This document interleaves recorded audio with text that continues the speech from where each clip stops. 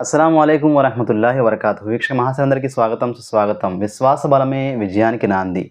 ఇస్లాం ఒక జ్యోతి వంటిది. ప్రపంచంలోనే అజ్ఞాన అంధకారాన్ని దూరం చేయగల జ్యోతి ఈ ఇస్లాం.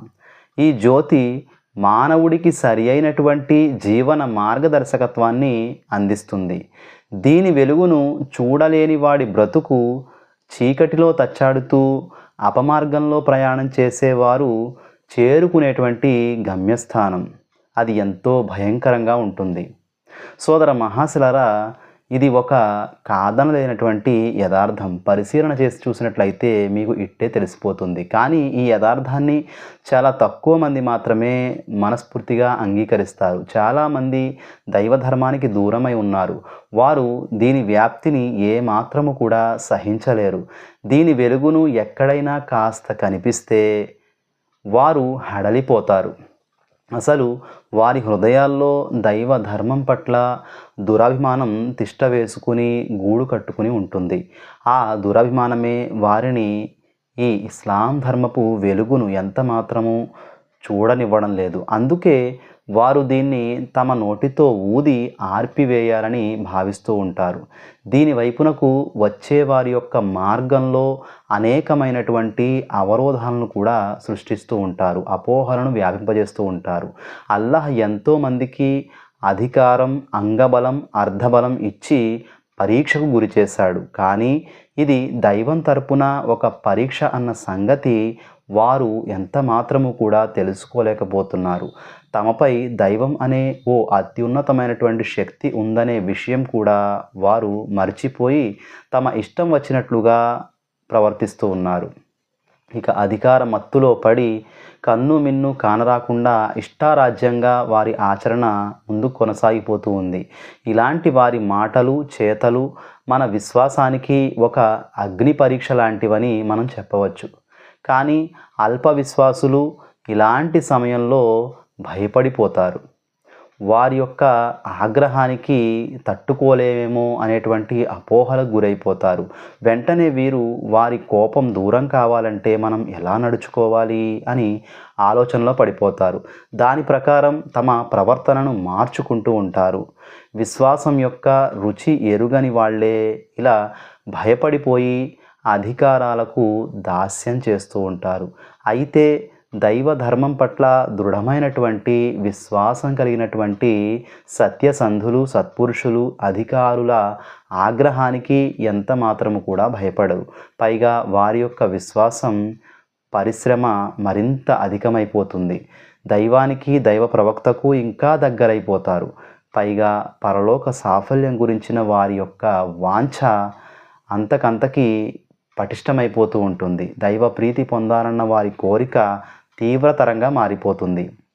వారు తమ విశ్వాసానికి ఆటంకం కలిగించేటువంటి ప్రతి దుశ్చేష్టను ప్రతిఘటించడానికి సిద్ధంగా ప్రతి వేళలా ఉంటారు.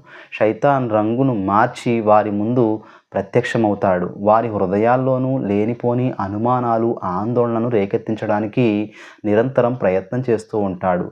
కాలచక్రపు ఎగుళ్ళు దిగుళ్లను గురించి మాటలు చెబుతూ అపోహలో పడే విధంగా ప్రేరేపిస్తూ ఉంటాడు. భార్యాపిల్లల పోషణ భారాన్ని గురించి హితబోధలు చేస్తూ ఉంటాడు. ఆర్థిక చిక్కులను గురించి భయపెడుతూ ఉంటాడు. కానీ వారు శైతాన్ వలలో ఎంత మాత్రము కూడా చిక్కుకోరు. ఎందుకంటే వారికి వాస్తవిక జ్ఞానం ఉంది కాబట్టి. ఇంతకు మేము చేసిన తప్పు ఏమిటో కాస్త చెప్పు, దేనికోసం నీవు మా వెంటపడి మా పట్ల మొసలి కన్నీరు కారుస్తున్నావు? మేము అల్లాహ్ను మా ప్రభువుగా, మా యొక్క యజమానిగా అంగీకరించడం తప్ప ఒక్క అల్లాహ్ ఆదేశాన్ని శిరసా వహిస్తూ ఇతరుల యొక్క ఆజ్ఞలను నెరవేర్చకపోవడం ఇది నేరమా? ఇహలోకం కంటే శాశ్వతంగా ఉండేటువంటి పరలోకాన్ని గురించి ఎక్కువగా ఆశించడం, ఆలోచించడం, ఆశపడడం నేరమా? ఇక జవాబుదారీతనంతో జీవితం గడపడం పాపమని ఘాటుగా జవాబిచ్చి వాడి నోరు మూయించేటువంటి ప్రయత్నం విశ్వాసులు చేస్తారు. ఎందుకంటే జవాబుదారీతనం ఉంది కాబట్టి. ఇస్లాం పట్ల అచంచలమైనటువంటి విశ్వాసం గల వారు సత్య తిరస్కారుల ముందు ఎన్నటికీ కూడా తల వంచరు. వారి అధికార దర్పం చూసి ఎంత మాత్రము భయపడరు. వారి సిరి సంపదలు ఎంత మాత్రము ఆశించరు. వారు ఒక్క విశ్వప్రభువు ముందే తమ యొక్క తలను వంచుతారు. ఆయనకు మాత్రమే భయపడతారు. ఆయనపైనే ఆశలు పెట్టుకుంటారు. ఆయన చూపిన మార్గాన్ని మాత్రమే అనుసరిస్తారు. అంతిమ దైవ ప్రవక్త ముహమ్మద్ సల్లల్లాహు అలైహి వసల్లం వారి యొక్క నాయకత్వాన్ని స్వీకరిస్తారు. జీవితం ప్రతి రంగంలోనూ ప్రవక్త ముహమ్మద్ సల్లల్లాహు అలైహి వసల్లం వారి యొక్క బోధనలనే అనుసరిస్తారు. వాటికి వ్యతిరేకంగా ఎవరి బోధనను కూడా ఎంత లాభం వచ్చినా స్వీకరించరు. వారు ఎంత పెద్దవారినైనా సరే వారి దృష్టి ఎల్లప్పుడూ పరలోకంలో ఎదురయ్యే సత్ఫలితాలపై కేంద్రీకృతమై ఉంటుంది. కనుక వారు ప్రాపంచిక ఫలితాలకు ఎంత మాత్రము ప్రాధాన్యతనివ్వరు. ఈ ఉద్దేశంతో వారు ప్రాపంచిక నాయకులను కూడా ఎంత మాత్రము లెక్క చేయరు. కానీ వారిని గౌరవిస్తారు. వారి యొక్క ధర్మ యొక్క పరిధిలో వారు దృఢ విశ్వాసానికి బలమైన మరో కారణం వారు ఇస్లాంను బాగా ఆలోచించి అధ్యయనం చేసి మరీ స్వీకరించడం. రోజు రోజుకి వారి యొక్క జ్ఞాన సంపదను పెంపొందింప చేసుకోవడం. ఇది సకల జీవన రంగాల్లోనూ మానవాళికి సర్వోన్నత మార్గదర్శకత్వం చేసేటువంటి సమగ్రమైనటువంటి పరిపూర్ణమైనటువంటి జీవన వ్యవస్థ అని వారు తెలుసుకోవడం.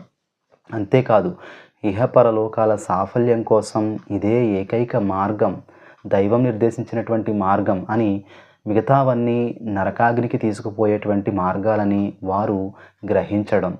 ఈ భావన, ఈ జ్ఞానం, ఈ విశ్వాసాలే వారిని మిథ్యావాదులకు లొంగిపోకుండా స్థిరంగా ఉంచుతున్నాయి. సోదర మహాశయులారా, విశ్వాసం అంటే ఇదే పరిపూర్ణ ఆచరణాపూర్వకమైనటువంటి విశ్వాసం. విశ్వాసానికి నిదర్శనం మనం ప్రతి రంగంలోనూ చూపించాల్సి ఉంటుంది. ఎవరికైతే ఇలాంటి విశ్వాస భాగ్యం లభించిందో వారికి ప్రపంచంలో సమస్తము లభించినట్లే. ఇదే మనం ముందు తెలుసుకున్నటువంటి జ్యోతి అని మనం చెప్పుకోవచ్చు. ఈ జ్యోతిని ఎవరూ ఆర్పలేరు. ఈ జ్యోతిని మరింత ప్రకాశవంతంగా చేస్తానని అల్లాహ్ సుబ్హానహు తఆలా స్వయంగా వాగ్దానం కూడా చేయడం జరిగింది. అల్లాహ్ వాగ్దానం ప్రకారం ఈ జ్యోతి అంటే ఈ మంచి, మేలు, శాంతి ఎప్పటికైనా ప్రపంచం నలుమూలలా వ్యాపిస్తుంది. దీని ద్వారానే ప్రపంచం ప్రశాంతత పొందుతుంది. అవిశ్వాసులకు ఇష్టం ఉన్నా లేకపోయినా ఈ జ్యోతి వ్యాపించి తీరుతుంది. దైవధర్మ వ్యాప్తి అవిశ్వాసులపై చాలా భారంగా ఉంటుంది. వారిపై ఎంతమాత్రం ఇది ఆధారపడలేదు. విశ్వాసం వారి ఈ విశ్వాస శక్తిపై ఆధారపడి ఉంది. మహాశిలరా, పరస్పరం దైవధర్మం ప్రపంచంలో అణిగిమణిగి ఉండడానికి రాలేదు. అంతిమ దైవప్రవక్త ముహమ్మద్ సల్లల్లాహు అలైహి వసల్లం ప్రపంచంలో దైవం పంపించినటువంటి శాంతి సందేశాన్ని ఇవ్వడానికి రావడం జరిగింది. ఆయన ద్వారా ప్రపంచానికి అంతిమ దైవ సందేశం ఇస్లాం లభించింది. అల్లాహ్ ఇది కేవలం పూజ పునస్కారాలకు సంబంధించినటువంటి విషయంగా మాత్రమే అవతరింప చేయలేదు.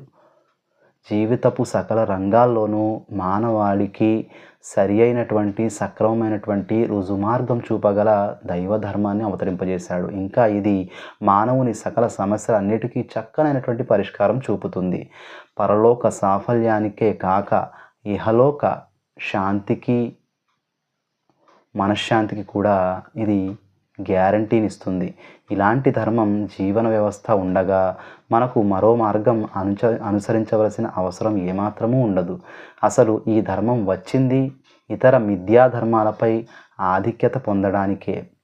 అయితే ఈ ఆధిక్యత దాన్ని అవలంబించిన వారి విశ్వాసం యొక్క పటిష్టతపై ఆధారపడి ఉంటుంది. ఒకవేళ ఎవరైనా ఈ ధర్మం తన ఇష్టాలకు అనుకూలంగా ఉండాలని కోరుకున్నట్లయితే ఇది ధర్మం యొక్క స్వభావానికే పరిపూర్ణమైనటువంటి విరుద్ధమైనటువంటి విషయమని గమనించాలి. అలాంటి వ్యక్తి అల్లాహ్ యొక్క దాస్యానికి బదులుగా ఇతరుల దాస్యాన్ని స్వీకరించడానికి సిద్ధమైపోతాడు. దేవుడు ఆయన ప్రవక్త ముహమ్మద్ సల్లల్లాహు అలైహి వసల్లం వారి ఇష్టానికి వ్యతిరేకంగా ఇతరులు ఆజ్ఞలకు తలవంచడం ఇది షిర్క్ కిందకి వస్తుంది. షిర్క్ యొక్క పర్యవసానం శాశ్వతమైనటువంటి నరకం. కనుక సోదర మహాశిలరా, ఇతర ధర్మాలు, జీవన వ్యవస్థలు అన్నింటిపై ఆధిక్యత కలిగి ఉండడానికే ఇస్లాం ధర్మాన్ని దైవం అవతరింపజేశానని స్పష్టంగా ఖురాన్ గ్రంథంలో తెలియచేయడం జరిగింది. ఇది ఈ ధర్మం యొక్క సహజ నైజం కూడా. కానీ ఈనాడు మనం చూస్తున్నదేమిటి? దైవధర్మం అధికార పీఠాల నుండి తొలగించబడి మస్జిద్ 4 గోడల మధ్య బంధించబడింది. విద్యా వ్యవస్థలు, ప్రపంచాన్ని సమస్యల రణరంగంగా మార్చివేసిన రాజకీయాలు, సుఖ సంతోషాలకు దూరం చేసినటువంటి కౌటుంబిక సమస్యలు మనకు కనిపిస్తూ ఉన్నాయి. దీనికి కారణం మనలోని లోపాలు, పొరపాట్లే. ఇస్లాంను విశ్వసించిన వారే ఆచరణలో ఇస్లాంకు దూరంగా మసులుకుంటూ ఉంటే ఇస్లాం స్పష్టంగా ప్రపంచానికి కనబడేదెప్పుడు?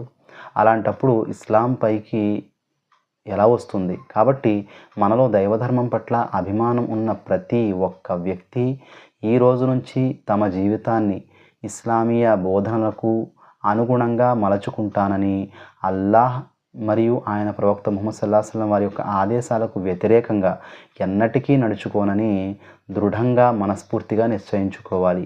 దైవ ఆదేశాలను అనుసరించే ప్రయత్నంలో ఎలాంటి భయ ప్రలోభాలకు లోను ఎంతమాత్రము కాకూడదు. ఈ మార్గంలో ఇతరుల కోపం, సంతోషాలను గురించి ఎంత మాత్రము కూడా పట్టించుకోవాల్సినటువంటి అవసరం ఏమాత్రము కూడా లేదు. మన చర్య దైవానికి, దైవ ప్రవక్త ముహమ్మద్ సల్లల్లాహు అలైహి వసల్లం వారికి ఇష్టమైనదా కాదా అన్న విషయమే మనం దృష్టిలో పెట్టుకోవాలి తప్ప మరి ఏ ఉద్దేశము మనలో ఉండకూడదు. ఈ కృషి ఇస్లాం అభివృద్ధి కోసమే కాదు, స్వయంగా పరలోకంలో మన ముక్తి, మోక్షాల కోసం కూడా అనేటువంటి విషయాన్ని ఎంత మాత్రము కూడా మరిచిపోకూడదు.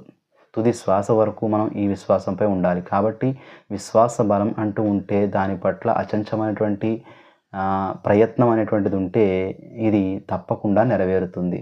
మనం ఇస్లాంలో పరిపూర్ణంగా ఆచరణలో ఉండేటువంటి అవకాశము ఏర్పడుతుంది. లేదంటే గనక ఇది నెరవేరేటువంటి అవకాశం ఉండదనుకోకండి. మన అవసరం అల్లాహ్ సుబ్హానహు తఆలాకు ఎంత మాత్రము కూడా లేదు. దైవం యొక్క అవసరం మాత్రమే మనకుంది. కాబట్టి ఈ ఇస్లాం యొక్క జ్యోతిని మన యొక్క విశ్వాసము మరియు ఆచరణ ద్వారానే వ్యాపింపచేసేటువంటి ప్రయత్నం చేయాలి. శాంతియుతంగా జీవితం గడపడం, సక్రమమైనటువంటి ఇస్లామీయ ఆదేశాలను తెలుసుకోవడం, ఖురాన్ మరియు సహీ అహదీసు గ్రంథాల వెలుగులో మన జీవితాన్ని మలుచుకోవడం, దీని ద్వారా మనము ప్రపంచంలో శాంతిని పొందగలం, పరలోకంలో మోక్షాన్ని పొందగలం. మన ద్వారా ఇస్లాం అంటే ఏమిటనేటువంటి విషయం ప్రపంచం కూడా తెలుసుకోగలిగి ఈ ఇస్లాం యొక్క జ్యోతిని స్వీకరించేటువంటి పరిస్థితులు ఇన్షాల్లా అల్లాహ్ తెలిస్తే ఏర్పడతాయి. కాబట్టి మనందరినీ కూడా అల్లాహ్ సుబ్హానహు తఆలా ఉత్తమమైనటువంటి ఇస్లామీ ధర్మ ధ్వజవాహకులుగా తయారు చేయాలని ఆశిస్తూ అస్సలాము అలైకుం వరహ్మతుల్లాహి వబరకాతుహు.